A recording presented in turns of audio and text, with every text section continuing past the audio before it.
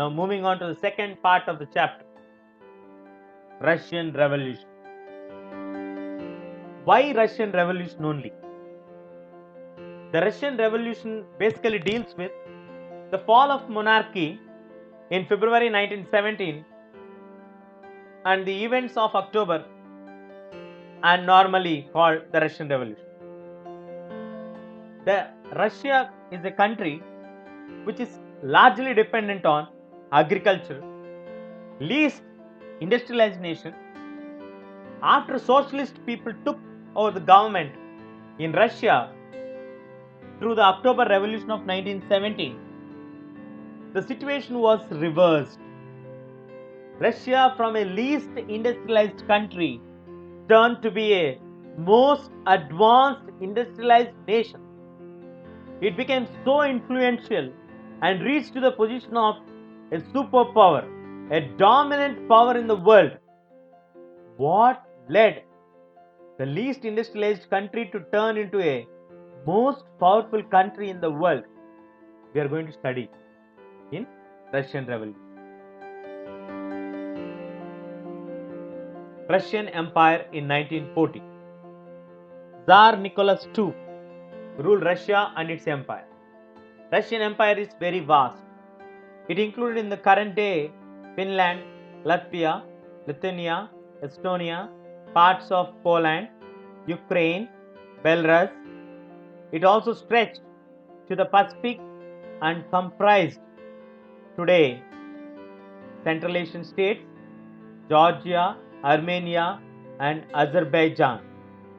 The majority religion was Russian Orthodox Christianity, which had grown out of Greek Orthodox Church, but the empire was also included Catholics, Protestants, Muslims, and Buddhists. This is basically the Russian Empire. What is the economy of the Russian Empire and society? How does it?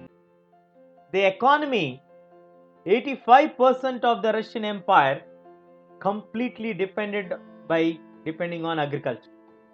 In France and Germany, the percentages were 40 and 50% respectively, which means in France it's only 40%, in Germany it's 50%, but in Russia it's 85%. Cultivators produced for the markets as well as for their own needs in Russia. And also Russia was a major exporter of grain. Craftsmen undertook much of the production. Large factories existed alongside craft workshops. Many factories were set up in 1890s while Russia's railway network was extended there. Foreign investment in industry increased only after 1890s. Industries were found only in pockets, only in few areas, only in few corners of the country. Coal production was doubled and iron steel production was quadrupled, 4 times. What are the changes that are there in the society? What about the workers' conditions? Most of the industries are private properties of capitalists. Women made up of 31% of the factory labor force by 1914, but they were paid very less than men. Workers formed associations to help members in times of unemployment. Divisions among the workers showed themselves in dress and matters too, which means there are divisions among the workers. What are the divisions? The metal workers are considered as the aristocrats of the working class. Why? Because the metal workers need more training and skill. They need to work for nearly 15 hours compared to 10 to 12 hours in the factory hours. The factory inspectors could not prevent when the rules are broken in the factories, because the people in the factories are made to work for 15 hours, which is supposed to be 10 to 12 hours. The government supervision of the factories is to ensure minimum wages, and limited hours of work, government failed drastically because of more number of factories not following the rules, and supervision has become very difficult. Russian economy. In 1902, there occurred a large scale in 1902 in Russia.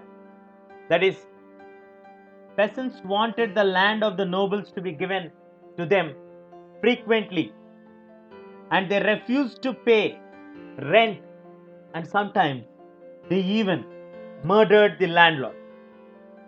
France case, if you see, in France or during the French Revolution, the peasants respected the nobles and fought for them. But the case in Russia is completely different or opposite. Peasants even never refuse to murder the landlords. They don't want to pay any kind of tax. Nobles got their power and position through their services to the Tsar and not through local popularity. That's the main reason why the peasants hate the nobles so much. They refuse to pay the taxes so much because it's only to please the Tsars. The nobles used to put pressure on the common people and collect tax. The nobility and the crown, the Orthodox Church, owned the large properties in the country. Peasants cultivated most of these lands and they are asked to pay tax. Frequently, the textile industries in 1896 and 97 and in the metal industry in 1902, there were divisions among the workers. They pooled their lands together periodically and their commune, a mar, is divided it according to the needs of the individual family. That's how they used to do the cultivation. So Russian economy is basically agriculture dominant and there are divisions among the workers. The worker conditions are not good. They had to work for long hours and there was no unity among the peasants and the nobles. Peasants hated the nobles very much because the nobles are getting their position and power only through their services to the Tsars but not by the local popularity. They all used to pool their lands together periodically and commune is divided according to the needs of the individual families. This is in brief the Russian economy. Socialism in Russia. All political parties in Russia are declared as illegal till 1914 because till that time the king was not agreeing for parliamentary setup. Social Democratic Workers' Party was founded in 1898 who respected Karl Marx's ideas.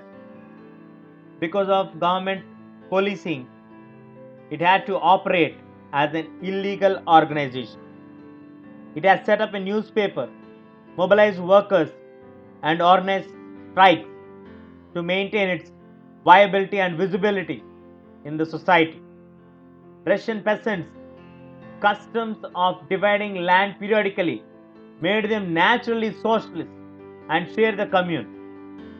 There was a new political party known as Socialist Revolutionary Party formed in 1900 AD. Social Democrats disagreed with socialist revolutionaries about peasants. Lenin felt that peasants were not one united group. That is the reason why we are suppressed by the nobles and the czars. Vladimir Lenin thought that in a repressive society like Tsarist Russia, the party should be disciplined and should control the members and the quality of its members. While on the other hand, Mensheviks thought that the party should be open to all and encourage all people to join their party.